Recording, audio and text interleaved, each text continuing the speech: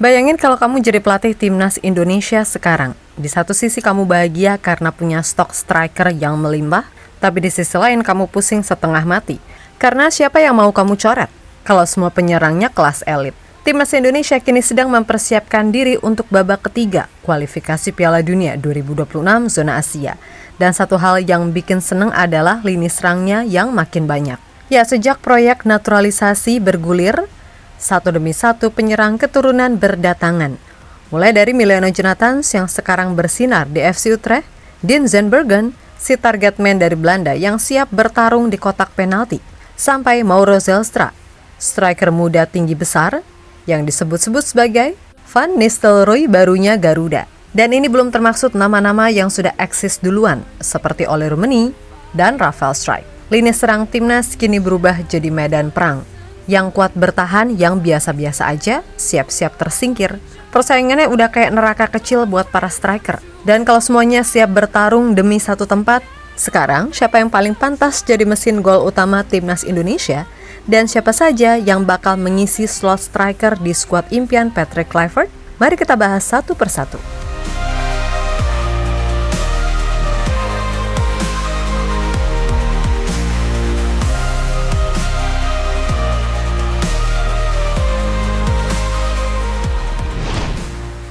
Timnas Indonesia saat ini sedang bersiap menghadapi tantangan terbesar dalam sejarah sepak bola nasional. Round 3, kualifikasi Piala Dunia 2026 zona Asia. Satu grup dengan raksasa Asia seperti Jepang, Australia, hingga Arab Saudi. Garuda kini berada di grup C dan posisi mereka masih cukup terbuka. Dengan 2 laga tersisa, Indonesia masih punya peluang lolos ke putaran keempat. Bahkan secara matematis masih bisa lolos langsung ke Piala Dunia, meskipun jalurnya sangat sulit dan nyaris mustahil. Tapi ya, mimpi nggak ada yang salah kan? Untuk menghadapi tekanan setinggi ini, pelatih Patrick Kluivert diyakini akan memanggil 23 hingga 26 pemain di setiap pertandingan. Dan jika melihat tren sepak bola modern, biasanya hanya akan ada 4-5 penyerang murni yang akan mengisi sektor lini depan. Artinya, dari sekian banyak nama striker yang sedang naik daun, baik dari Liga 1, pemain diaspora, sampai talenta muda yang baru dinaturalisasi, hanya segelintir yang akan dipilih. Sisanya harus siap gigit jari. Karena yang akan dibawa bukan hanya yang hebat, tapi yang paling cocok dengan strategi, paling siap secara mental, dan yang benar-benar bisa jadi penentu dalam laga hidup mati. Lalu siapa saja yang masuk dalam 8 kandidat utama lini depan timnas saat ini? Dan siapa yang paling pantas mengisi slot di skuad Patrick Kluivert? Yuk kita bahas satu persatu.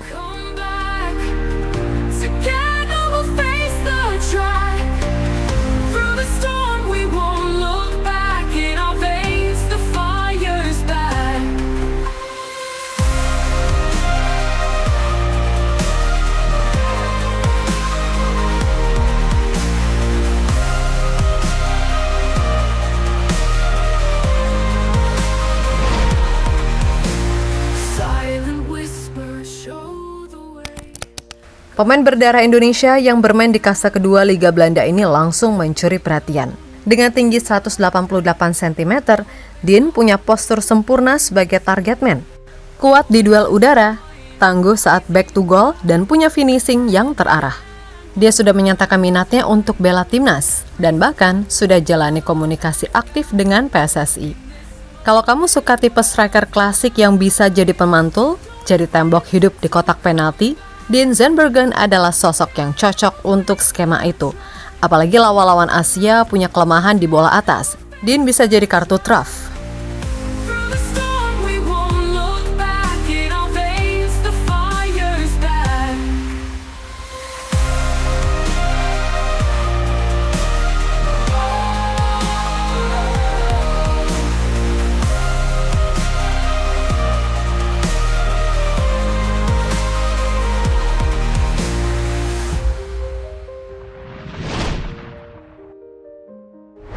Gak butuh waktu lama buat Ole nunjukin kalau dia bukan striker biasa. 2 laga pertama di timnas, 2 gol langsung dicetak. 1 ke gawang Australia, 1 lagi ke gawang Bahrain. Itu bukan kebetulan, Ole adalah striker modern, main di Championship Inggris bersama Oxford United. Gaya mainnya rapi, tenang, dan klinis saat dapat peluang. Gerakannya juga cerdas, tahu kapan buka ruang. dan kapan narik bek lawan keluar posisi. Bisa dibilang, Ole saat ini adalah striker nomor 1 timnas. Dan kalau dia terus main seperti ini, sulit buat siapapun menggusur tempatnya.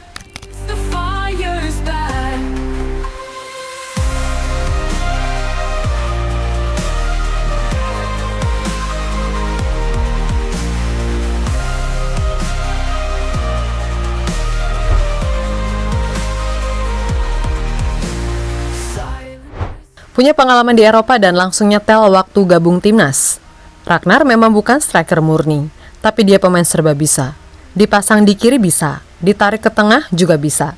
Gol debutnya ke gawang Vietnam membuktikan kalau dia bukan sekedar pemanis skuad.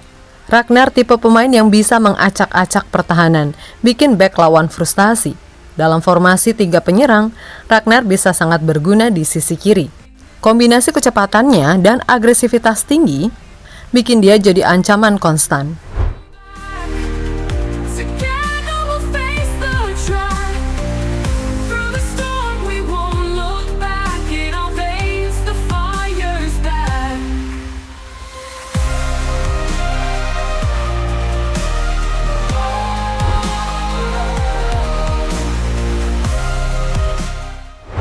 Dulu jadi pemain muda paling dibanggakan timnas, tapi sejak pindah ke Brisbane Roar, performanya menurun tajam. Dari 12 laga terakhir, dia cuma main 3 menit. Beberapa laga bahkan gak masuk daftar cadangan, dan itu jelas bikin posisinya makin rawan. Tapi jangan lupakan, Strike udah punya 32 caps dengan 5 gol di usia 22 tahun. Dia punya pengalaman, chemistry, dan kalau bangkit lagi, dia masih bisa jadi opsi emas di lini depan. Apalagi umurnya yang masih terbilang muda. Tetap semangat, Rafa.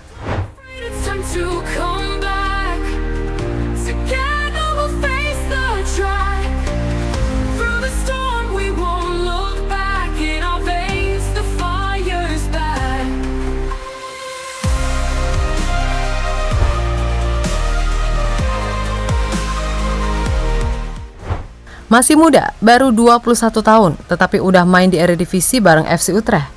Miliano Jonathans adalah winger kanan cepat dengan kaki kidal. Dribblenya tajam, first touch-nya rapi, dan berani duel 1 lawan 1.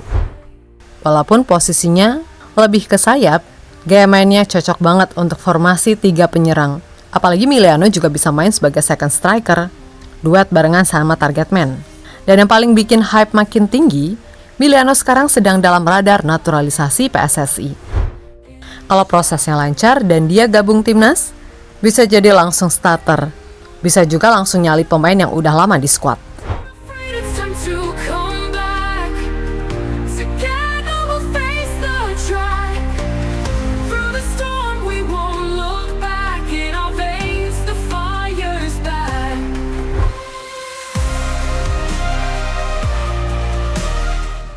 Saat pemain-pemain diaspora sibuk untuk unjuk gigi di Eropa, Egy diam-diam bangkit dan mengaum di Liga 1. Musim ini, dia jadi satu-satunya pemain lokal yang tembus daftar top skor. 11 gol bersama Dewa United. Banyak yang bilang dia udah habis, tapi nyatanya dia justru makin matang. Pengalamannya di Eropa, insting menyerang, dan mental kompetitif bikin Egy tetap relevan. Dia bisa main sebagai penyerang lubang, gelandang serang, bahkan kadang ditaruh di sayap kiri. Pemain fleksibel seperti ini sering jadi favorit pelatih di laga-laga penting.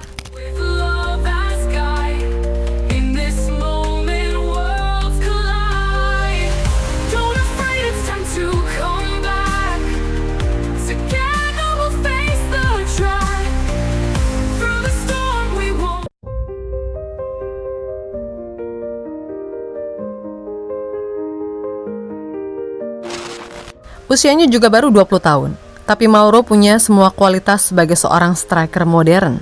Main untuk FC Volendam di Belanda, Mauro dikenal sebagai finisher tajam dan jago positioning di kotak penalti. Posturnya 188 cm, tapi lincah dan bisa main sebagai second striker juga. Statistiknya di level junior mencengangkan, 45 gol dan 16 assist dari 68 laga. Bahkan barusan ini, ia telah membantu timnya naik ke kasta tertinggi Liga Belanda. Sekarang tinggal menunggu proses naturalisasi dari PSSI. Kalau lampu hijau dari PSSI keluar, nama Mauro bisa langsung masuk ke skuad timnas.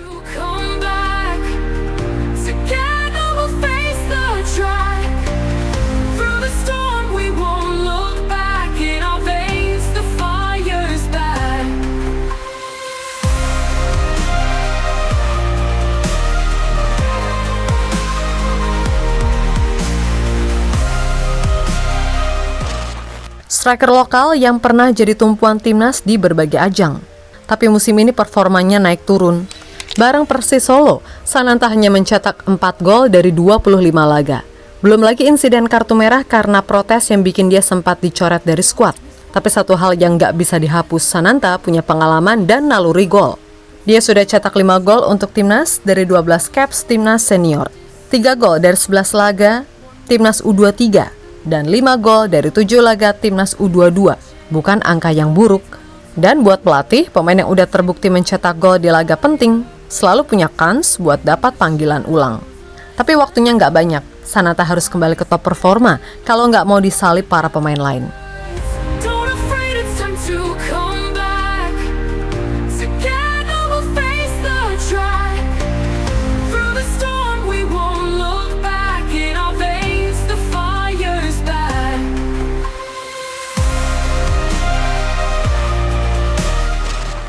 Ya, 8 nama sudah kita bahas. Semuanya punya kelebihan. Semuanya punya potensi jadi pahlawan timnas Indonesia di laga-laga besar. Tapi sayangnya, di skuad akhir nanti, hanya akan ada 4-5 striker yang akan dibawa Patrick Kluivert. Artinya setengah dari nama-nama tadi pasti akan tersingkir. Sekarang gantian kamu yang jadi pelatih. Dari 8 striker tadi, siapa 5 nama yang kamu pilih untuk dibawa ke skuad timnas? Dan dari 5 itu, siapa yang paling layak jadi starter lini depan Garuda? Tulis jawabanmu di kolom komentar ya. Karena di timnas sekarang, yang terlambat bersinar bakal ditinggal. Dan yang konsisten tajam, merekalah yang bakal jadi mesin gol Indonesia menuju Piala Dunia 2026.